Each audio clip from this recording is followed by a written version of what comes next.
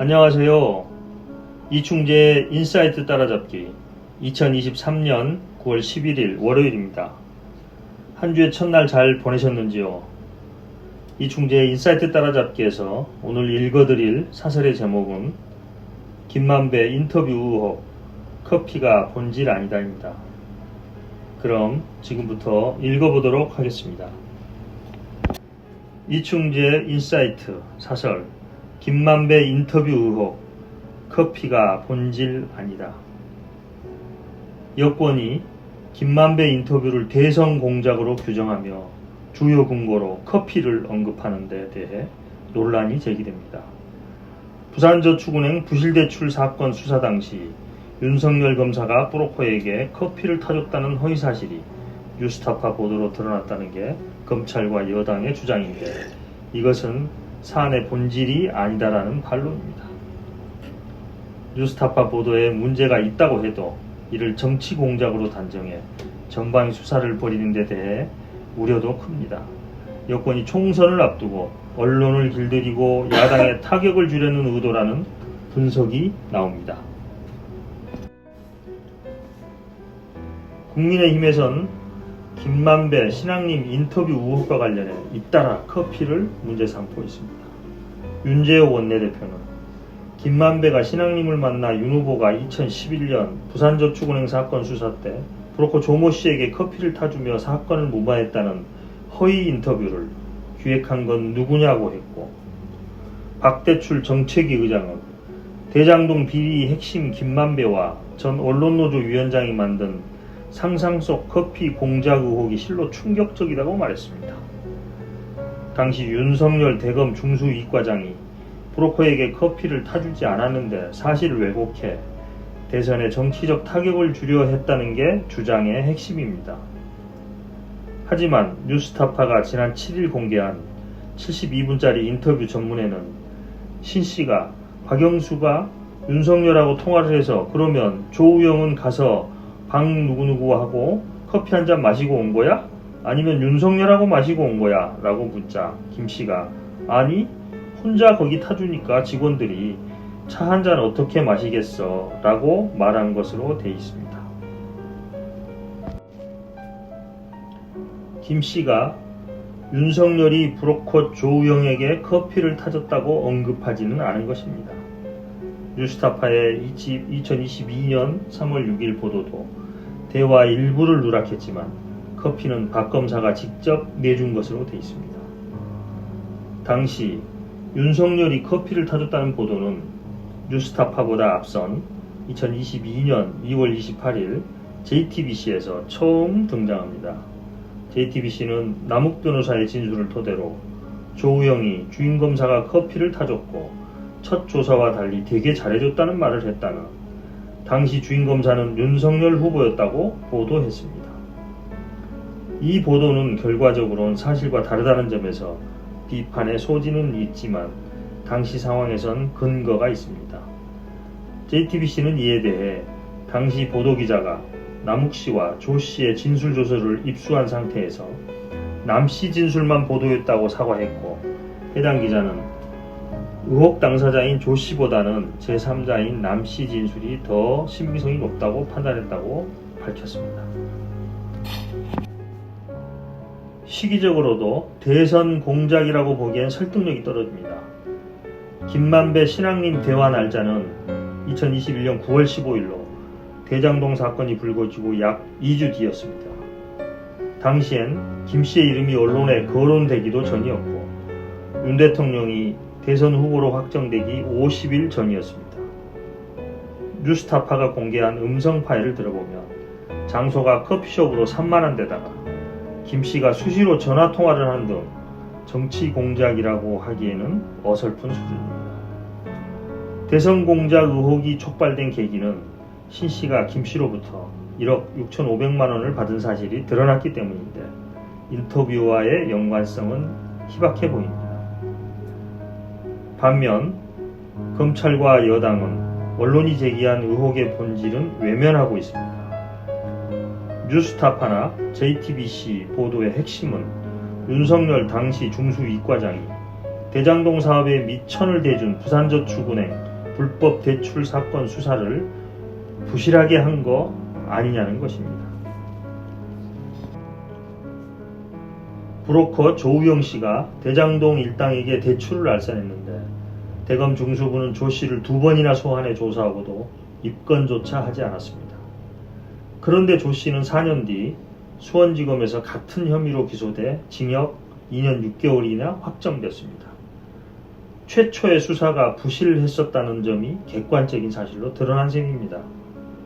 더군다나 당시 조 씨 변호인이 윤 대통령의 검사 시절 상관으로 모셨던 박영수 전 특별검사였으므로 언론의 의혹 제기는 당연한 것입니다. 언론계에서는 언론 윤리 차원의 문제가 느닷없이 대선 정치 공작으로 급발진한 데는 노림수가 있다는 반응이 많습니다. 대통령실이 전례 없는 고위 관계자 익명 성명까지 내면서 전방위 공세를 시작했다는 것입니다. 비판 보도 전체를 싸잡아 가짜 뉴스 딱지를 붙이고 생존 자체를 위협하는 것은 어떻게든 비판 언론의 입을 틀어막고 여론 지형을 유리하게 바꾸겠다는 의도라는 관측이 나옵니다.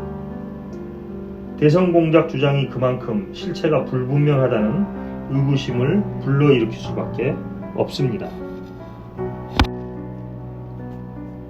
여러분, 지금까지 들으셨듯이 오늘의 사설은 여권이 지난 대선 때 뉴스타파의 신앙님 김만배 인터뷰를 허위보도 대선 공작으로 규정하고 있는 겁니다. 여권에서는 폐간이니 사형이니 하며 겁박하고 있고 방통위에서는 가짜뉴스 근절 TF를 가동하고 국민의힘에서는 뉴스타파와 MBC 기자를 실명으로 고발했습니다. 그러나 의혹의 본질은 커피가 아니고 2011년도 부산저축은행 부실대출 사건 수사를 하던 윤석열 중수이과장이 풀어준 브로커 조우영이 4년 뒤 같은 혐의로 수원지검에서 기소돼 징역 2년 6개월이 확정되었다는 것입니다. 이 사건에 대한 언론의 의혹 제기는 당연한 것인데 느닷없이 대선 정치 공작으로 급발진한 것은 이를 계기로 언론을 길들여 언론 지형을 유리하게 조성하고 총선에서 야당에 타격을 주겠다는 의도라는 분석이 있다는 것입니다.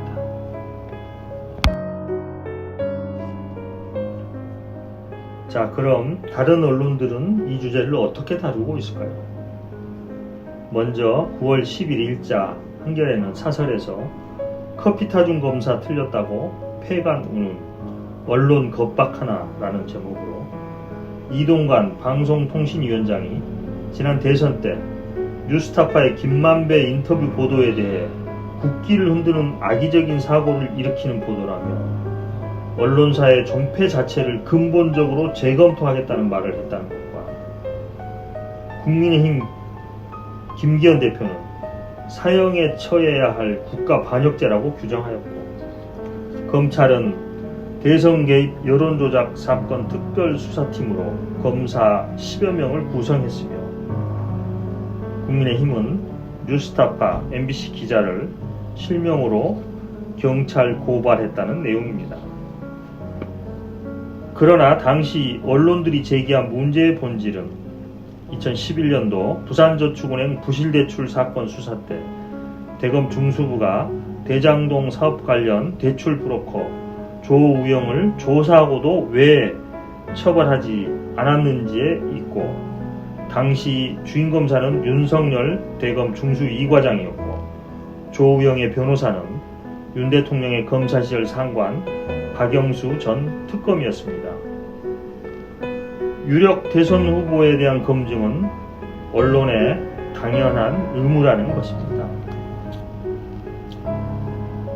다음으로 경향신문 사설로 사형, 폐간, 겁박하며 언론 옥죄는 당정, 지금 유신 때인가? 라는 제목으로 대법원 판례에 언론의 허위보도라도 진실로 믿는데 상당한 이유가 있었다면 위법성을 인정하지 않는다며 언론의 자유와 역할을 폭넓게 인정하고 있음을 이야기하며 언론의 본분은 권력의 감시인데 그 감시 대상인 정부가 언론을 마음대로 통제하려고 하는 것은 민주주의에 대한 심각한 도전이라는 주장을 하고 있습니다. 다음으로 동아일보 칼럼은 김만배 음성 파일, 악마의 편집과 국가 반역죄 사이라는 제목으로, 뉴스타파가 김만배의 발언을 최대한 충실하게 소개했어야 했는데 발언 앞뒤 자르고 주워받고 윤석열이 커피 타주고 수사 무마라고 한 것은 당사자의 진실과는 거리가 있는 악마의 편집이라는 것이며, 이를 그대로 보도한 MBC도 응분에 책임을 져야 한다고 하고 있습니다.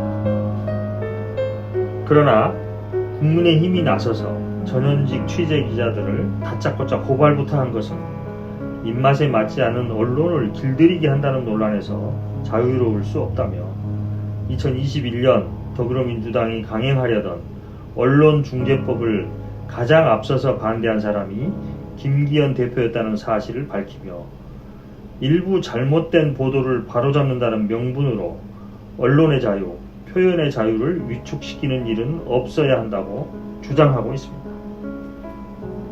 자, 마지막으로 미디어 오늘은 뉴스타파 보도 성찰 반성 필요, 언론 장악은 다른 문제라는 기사에서 뉴스타파가 보도 과정에서 벌어진 잘못과 윤리적 문제는 깊이 성찰 반성 비판받아야 한다. 윤석열 정부의 언론 통제, 방송 장악 획책은 전혀 다른 문제라는 기사를 실었습니다. 자, 이상과 같이 4개 언론사에 관련 있는 기사를 살펴보았습니다. 오늘은 여기까지 하고 마치겠습니다. 오늘 유튜브 영상이 도움이 되셨다면 구독과 좋아요, 알람 설정 부탁합니다. 함께 해주셔서 감사합니다. 안녕.